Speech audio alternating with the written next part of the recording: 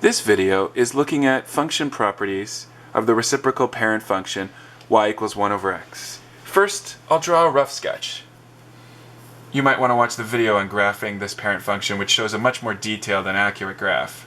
Right now I just want to draw its general shape, which hopefully you're familiar with, or you'd watch that video.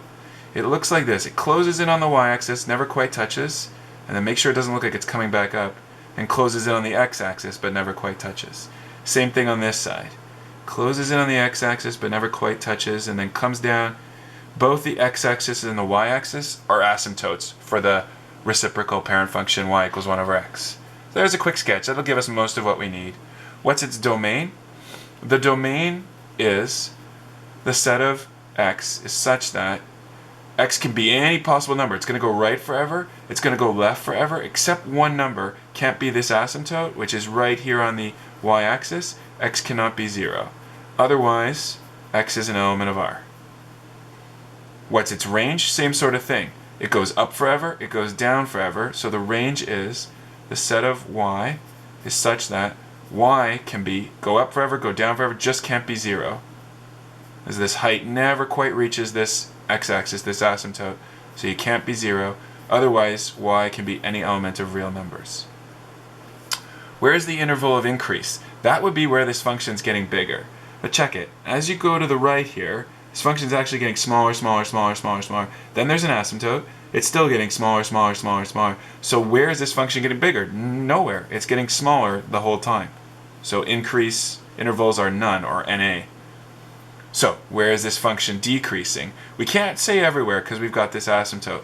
But what we can say is it's decreasing from negative infinity. Oh, no comma yet. It's from negative infinity is less than x, right up until that asymptote. It's decreasing, decreasing, decreasing, right up until 0. And then right after 0, it keeps decreasing for all x from 0 right up until infinity. How about discontinuities and asymptotes? Well, we already kind of had to identify them for domain and range.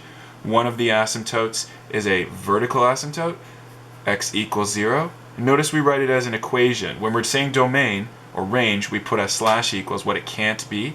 But here we're saying the equation of the asymptote, it's y, x equals 0, and the horizontal asymptote, y equals 0.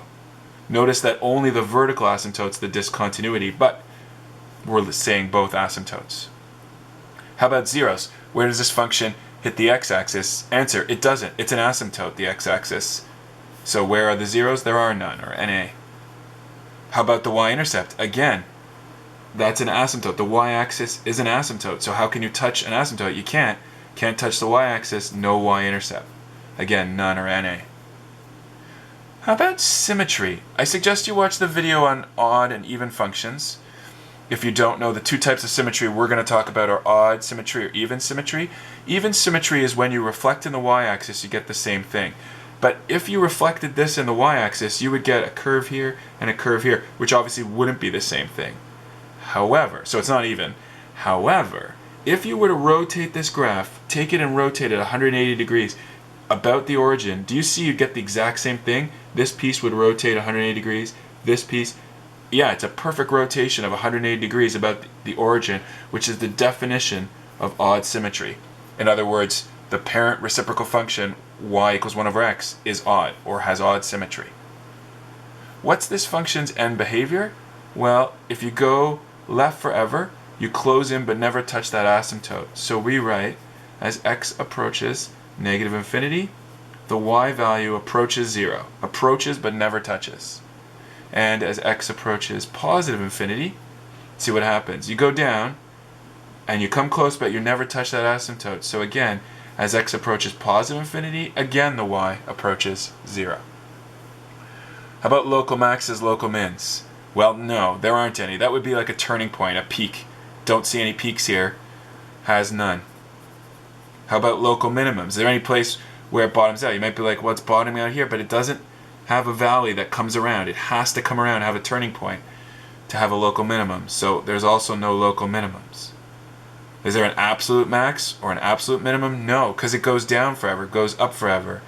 You could say that the absolute max is infinity, but that's like saying its limit is limitless. So it's better to say No, it has no absolute max, though I'd accept it if you said the absolute maximum is positive infinity. By the same token, this function goes down forever, so it has no, or none, or NA absolute minimum, except for negative infinity.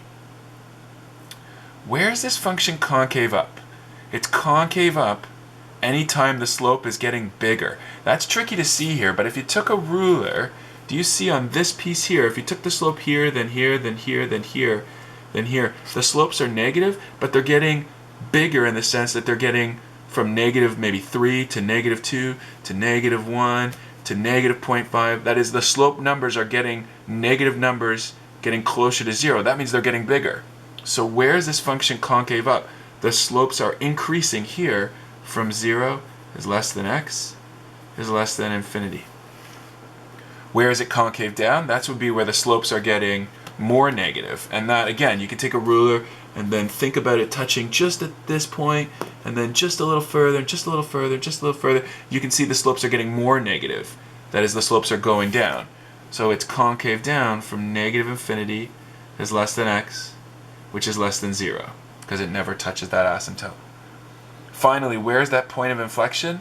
The point of inflection is where concavity changes, but in this case the concavity changes around the asymptote. We don't call that a point of inflection because it's not a point, it's an asymptote. So this particular parent function, y equals 1 over x, has no points of inflection. And there you have some of the properties of the reciprocal parent function, y equals 1 over x.